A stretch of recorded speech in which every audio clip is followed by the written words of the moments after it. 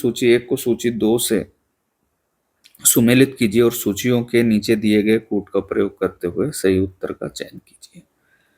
तो सूची 1 है जिसमें कि संवत्सरों के नाम है, सूची 2 जिसमें वह वर्ष लिखा हुआ है या वह समय लिखा हुआ है जब से इनकी शुरुआत हुई है। विक्रम संवत, शक संवत, गुप्त संवत और कली संवत, एक एक करके हम सभी कैलेंडर्स पर यानी सभी संवत्सरों पर बात करेंगे। तो विक्रम संवत की शुरुआत हुई है 58 ईसा पूर्व और शक संवत की शुरुआत हुई है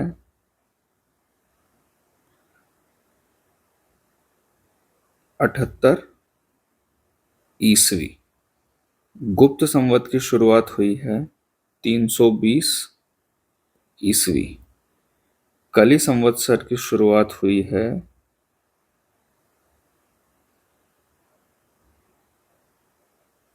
3102 ईसा पूर्व। सबसे पहले विक्रम संवत्सर।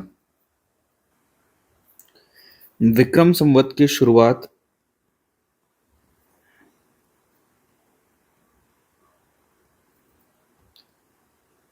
58 ईसा पूर्व में हुई। कब? जब मालवा के शासक विक्रमादित्य ने शकों को हराया था। विक्रमादित्य वर्तमान मालवा जो मध्य प्रदेश का हिस्सा है उसी के शासक हुआ करते थे। याद रखने वाली बात यह भी है कि विक्रमादित्य नाम नहीं बल्कि एक उपाधि है जो उन लोगों को दी गई भारतीय इतिहास में जिन्होंने विदेशी शासकों या विदेशी आक्रांताओं को हराया और उनसे भारत की जनता की रक्षा की है या अपने राज्यों की जनता की रक्षा की है। ठीक, तो विक्रमादित्य मालवा के शासक थे और विक्रम संवत की शुरुआत उन्होंने ही की।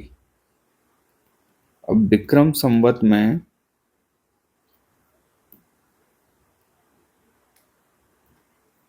विक्रम संवत में 12 माह 7 दिनों का सप्ताह,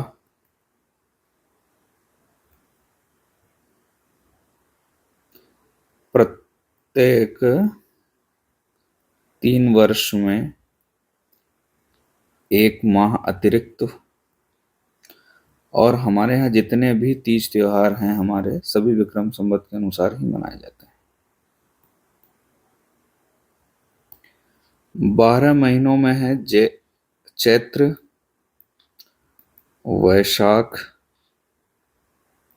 ज्येष्ठ, आषाढ़, श्रावण, भाद्रपद, अश्विन, कार्तिक, अग्रहायण, पौष माह और फाल्गुन। तो ये बात रही विक्रम संवत की। अगला हम देखेंगे शक संवत। शक संवत की शुरुआत 78 ईस्वी में हुई। 78 ईस्वी।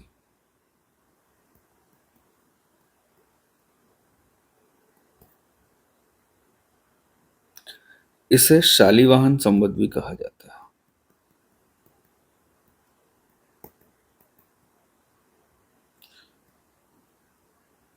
इसकी शुरुआत कुषाण शासक कनिष्क ने की और कनिष्क ने भी शकों को ही हराया था।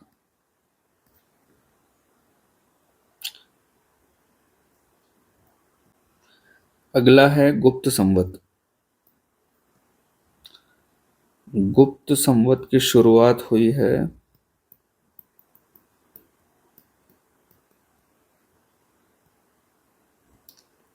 320 ईस्वी में। इसकी शुरुआत की है विक्रमादित्य ने नहीं, चंद्रगुप्त प्रथम ने। गुप्त शासक चंद्रगुप्त प्रथम। कली संवत।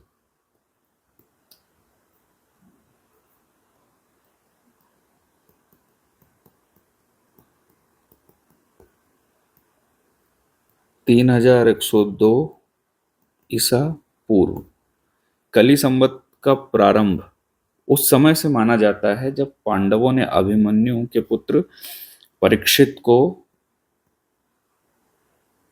सिंहासन पर बिठाकर हिमालय की ओर प्रस्थान किया था। परीक्षित के राजा बनने से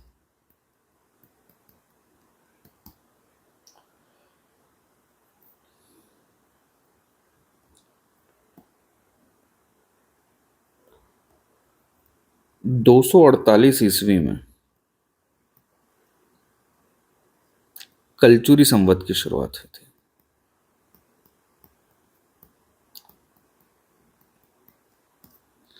कलचुरी संवत को है संवत भी कहा जाता है। इसकी शुरुआत का श्रेय जाता है आभीर राजा ईश्वर सेन को।